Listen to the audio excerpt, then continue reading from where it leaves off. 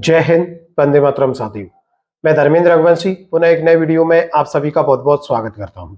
साथियों, आज की इस वीडियो में हम बात करेंगे मध्य प्रदेश के शासकीय विद्यालयों में कार्यरत हजारों अतिथि शिक्षकों को लेकर।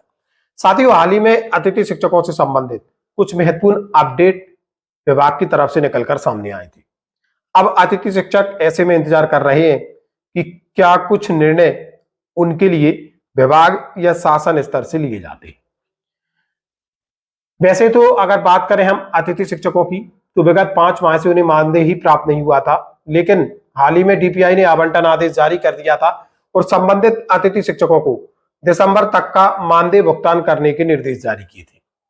साथियों, अब मानदेय भुगतान को लेकर अतिथि शिक्षकों के साथ भेदभाव की स्थिति निर्मित हो चुकी है और तय समय पर संबंधित अतिथि शिक्षकों को मानदेय मिल ही नहीं पा रहा है। डीपीआई ने स्पष्ट निर्देश दिए थे कि अविलंब यानी कि 7 दिन के अंदर अंदर दिसंबर माह तक का जो वेतन है वह अतिथि शिक्षकों का आहरित किया जाना था।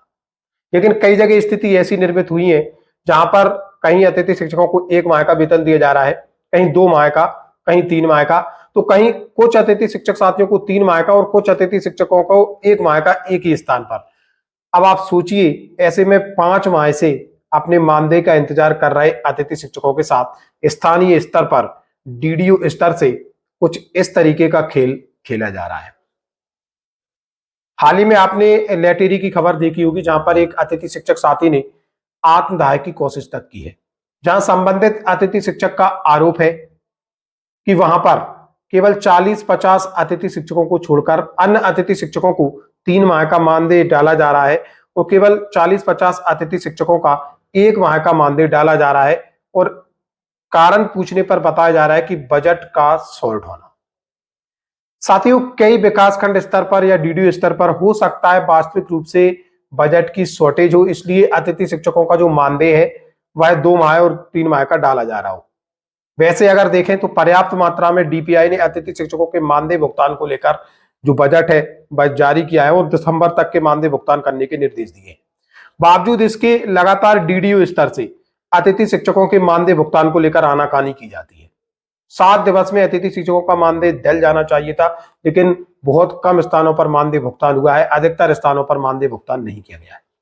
डीडीओ स्तर पर कार्यरत जो बाबू हैं वो कहीं ना कहीं अतिथि शिक्षकों के मानदेय भुगतान में आनाकानी करते हैं और ये आप सब जानते हैं कि वो आनाकानी क्यों करते हैं। और जिला स्तर के जो अधिकारी हैं वो इस चीज को आखिर संज्ञान में क्यों नहीं लेते हैं। आखिरकार अतिथि शिक्षकों के मानदेय भुगतान में इस तरीके की जो अनियमितता है वो क्यों देखने को मिलती है। ऐसे अतिथि शिक्षक साथी जो केवल और केवल अतिथि शिक्षकों के मानदेय के भरोसे ही अपने परिवार का भरण पोषण कर रहे हैं, जरा सोचिए 5 माह से उन्हें वेतन भुगतान न हुआ हो, ऐसे में वह अपना गुजारा कैसे कर रहे होंगे। और जब आवंटन आदेश आता है बावजूद उसके भी उन अतिथि शिक्षकों को पर्याप्त मानदेय भुगतान नहीं किया जाता, 1 या 2 माह का ही मानदेय भुगतान किया जा रहा है। जबकि अगर डीडीओ स्तर से चाहें तो पर्याप्त बजट होने की स्थिति में संबंधित अतिथि शिक्षकों को अविलंब दिसंबर माह तक का जो वेतन है, जो मानदेय है, वह भुगतान किया जाना चाहिए। आयुक्त महोदय ने भी वीडियो कॉन्फ्रेंसिंग के माध्यम से इस पर नाराजगी जाहिर की थी कि आखिर क्यों आवंटन होने की स्थिति में भी अतिथि शिक्षकों को मानदेय भुगतान नहीं किया जाता है। आखिर कब तक डीडीओ स्तर पर अतिथि शिक्षक साथी इस मनमानी का सामना करेंगे, कब तक आर्थिक तंगी से जूझते रहेंगे। अब जब आर्थिक तंगी होती है तो निश्चित तौर पर मानसिक तनाव भी उत्पन्न होता है और ऐसे हम कई केसेस देख चुके हैं अतिथि शिक्षकों के संबंध में। इस मानसिक तनाव के चलते कहीं आर्थिक हानि, कहीं जनहानि तक हमें देखने को मिली है और अभी तक इस पर कोई ठोस कदम विभाग की तरफ से नहीं उठाए गए हैं। एक स्पष्ट रणनीति अतिथि शिक्षकों के मानदेय भुगतान को लेकर आखिर क्यों नहीं बन पा रही है। उम्मीद हम यही करते हैं कि आने वाले समय में अतिथि शिक्षकों के मानदेय भुगतान को लेकर एक स्पष्ट नीति बनेगी, तय समय पर प्रत्येक माह उनका मानदेय भुगतान किया जाए। स्थानीय स्तर पर जो मनमानी अतिथि शिक्षकों के वेतन आहरण में की जाती है उस पर कहीं ना कहीं लगाम लगाने की जरूरत है।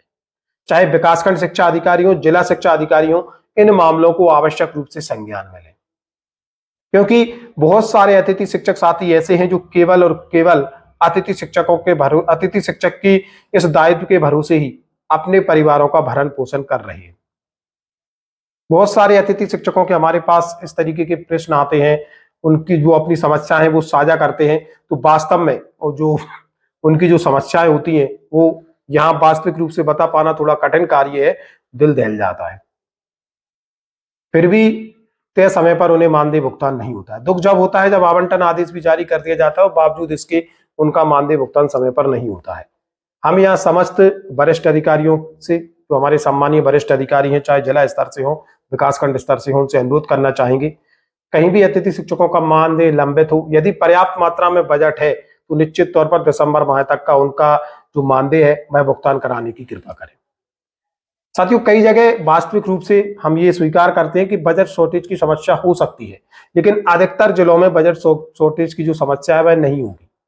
जहां जहां पर्याप्त बजट है और जहां पर आप जितनी भी वहां का मानदेय भुगतान करना चाहते हैं, कम से कम वो मानदेय आप तय समय पर कर दें, ताकि जो आर्थिक परेशानी अतिथि शिक्षक साथी कर रहे हैं वो उन्हें उस परेशानी से जूझना ना पड़े। और थोड़ा आपके जो डीडीओ स्तर के अधिकारी हैं जो मानदेय आहरण करते हैं, उन पर भी अंकुश लगाने की जरूरत है। अकारण और अनायास अतिथि शिक्षकों को परेशान न किया जाए। साथियों, हम इसी तरीके से हमारे चैनल पर अतिथि शिक्षकों से संबंधित महत्वपूर्ण जानकारी साझा करते हैं। आज रात 8 बजे हम एक विशेष लाइव कार्यक्रम लेकर आएंगे, जिसमें हम ड्राफ्ट में शामिल हुए बिंदुओं पर और अतिथि शिक्षकों की विभिन्न समस्याओं पर 1 to 1 आपसे आपसी परिचर्चा करेंगे। लाइव कार्यक्रम काफी ज्यादा खास होगा, इसलिए अधिक से अधिक हमारे जो साथी हैं वो आवश्यक रूप से जुड़े। यदि आप हमारे चैनल पर नए हैं तो इसे सब्सक्राइब भी करें। साथ ही ये था आज का महत्वपूर्ण अपडेट। मिलेंगे जल्दी नए अपडेट एवं नए टॉपिक के साथ। तब तक के लिए जय हिंद, जय भारत।